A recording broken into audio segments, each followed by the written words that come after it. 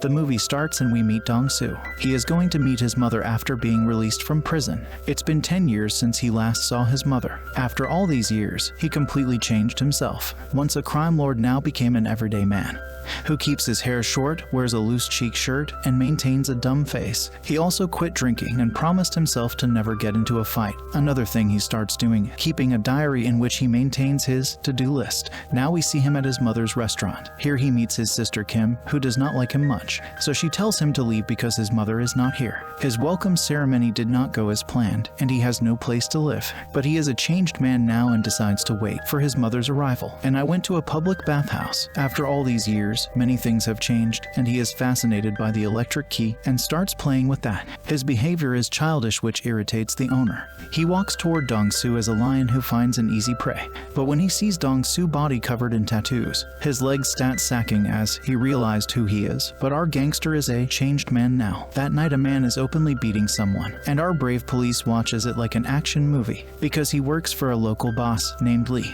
Inside we see Lee, who is traced talking with his gang members. Suddenly, Dong-soo comes to meet him. Lee is very shocked to see him, because in the past he used to work for Dong-soo. After say hello to his old friend, Dong-soo visits another gangster, Popla, who also used to work for him. Popla asks him if he wants any help, but he is not here to take help, rather meet his old friend and say hello to them. After all that, he comes home, and his mother is delighted to see him. She cooks delicious food and feed him like a baby. His sister tells him about the rules to live in this house. He needs to do laundry, wash dishes, clean floors, and help her. This is not something he used to, but his determination towards change makes him agree. Now we see a politician named Kazama, who is selling false dreams. You know, politicians bullshit. Kazama hates people and clean his hand after touching his poor vote bank. Dong-soo comes to the police station because he has to sign every day. Here a police inspector recognizes him. Both used to be classmates where Dong-soo bullied him. Later he goes to see a plastic surgeon and asks him to remove his tattoos. The doctor advises him not to do that because it can be fatal and extremely costly. In the another scene, we see that Dong-soo mother has came to meet the politician because he wants to buy her shop. Kazama plans to build a supermarket, and her shop came in the middle of that. But Dong-soo mother refuses to sell it at any cost, because she has lots of memory attached to it. In the night, Dong-soo is smoking on the roof. Suddenly his sister came and he tried to hide his cigarettes, but Kim sees it. She allows him to smoke, but does not like the smell of cigarettes. Hearing this, Dong-soo promises her to never smoke again. He starts working in a garage. His police officer classmate, surprised to see him working like an ordinary man, and tells how the whole city used to fear from him. Once he gets drunk, then he becomes an absolute monster, and it is impossible to stop him. But after he goes to prison, a new boss named Bijou is ruling the city with the help of politician Kazama. Scene shifts, and we see Dong-soo's sister Kim sleeping in the math class, which is noticed by her teacher. She asked the teacher that is it necessary to study mathematics. She gives a typical reply: if you want to do something in your life, then you must study it. Dong-soo came to pick her sister, but his teacher sees and recognizes him. Here we know that before going to jail, Madam and Dong-soo are in a relationship. Dong-soo is very happy that she settles her as a teacher and having a very good life. In the way home, they stop by a shop, and Kim starts looking at a multimedia phone. She wants it badly because she loves to capture pictures, but sadly, she cannot afford it.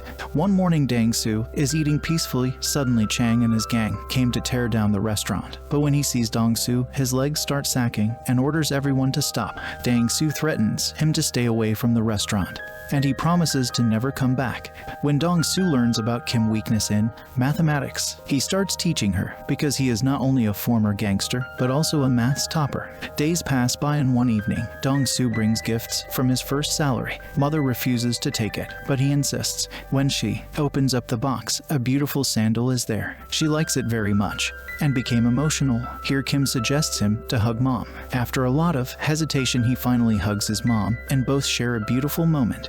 Now it's time for a sister's gift. She opens up the box and sees the multimedia phone which she dreamed about. She wants it badly but hesitates because it is very costly. She returned it and Dong-soo takes it back. Dying for it, Kim came to Dong-soo with a cup of tea. He happily exchanged phone with a cup of tea.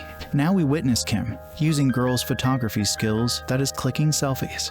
One morning when Dong-soo is giving tuition to his sister, she finds about Dong-soo diaries and starts reading his to-do list. One of them is going to picnic with his family. Kim suggests, why don't we do it today? So they went for a picnic and enjoy a quality family time with each other. Kim takes a family photo with his newly gifted phone. Later that night, current mafia boss Baiju, who is also a good friend of Dong-soo, tells the whole story how Kazama won his mother's restaurant at any cost. Next morning, when Dong-soo went to the garage, Chang and his gang came and start smashing everything. They also injured Dong-soo's mother. When he learns about it, he became furious and directly went to politician. He wants him to stop it right now because Dong-soo does not want to go back into the very life he left behind. But Kazama has no effect of his saying. He is determined to destroy his family. Next day he sends his men to beat him, and they do what they sent for. These goons not only beat Dong-soo but also beat the garage owner severely. Later that night, an amateur chopstick came to their house and reveals a big secret. Here we learn that Dong-soo is not a real son, but she adopted him. Not only that, Dong-soo is the man who killed his real son, and in that case he has been in jail for 10 years. Kim became shocked when she finds the reality of Dong-soo and asked his mother how can she adopt her son's killer. Her mother replies that sometimes things happens which is hard to explain. My son's death is an accident, but Dong-soo is in grief and pain because of it. He cried for hours. After seeing him, I decided to adopt him as my son for the sake of good.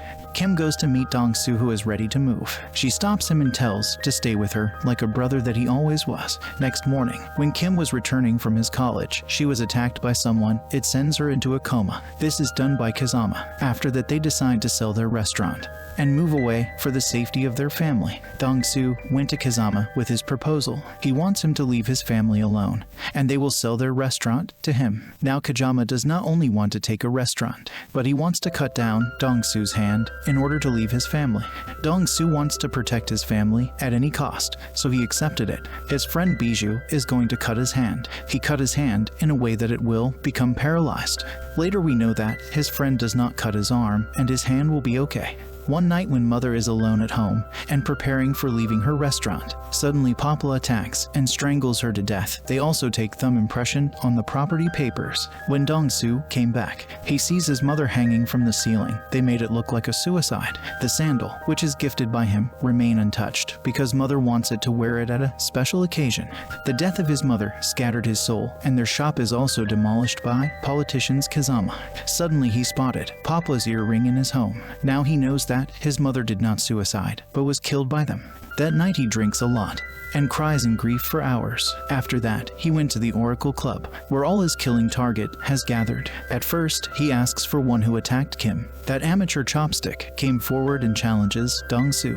He killed him instantly. He blocks the exit with fire and start killing everyone. His unique fighting style gives him upper hand, and nobody is able to stop him. At first, he has strangled Lee till death. Then it's time for his mother's killer Papa. And at last, it's time for the main culprit, who raises the demon which Dong-soo buried in the past. He beats Kazama until the death of his soul. After all of this, Dong-soo sits us on the ground in the grief of his mother's death. At last, we see Kim, who now became topper of mathematics and done PhD in the same thing which Dong-soo taught her. She opens her family picture and remember them.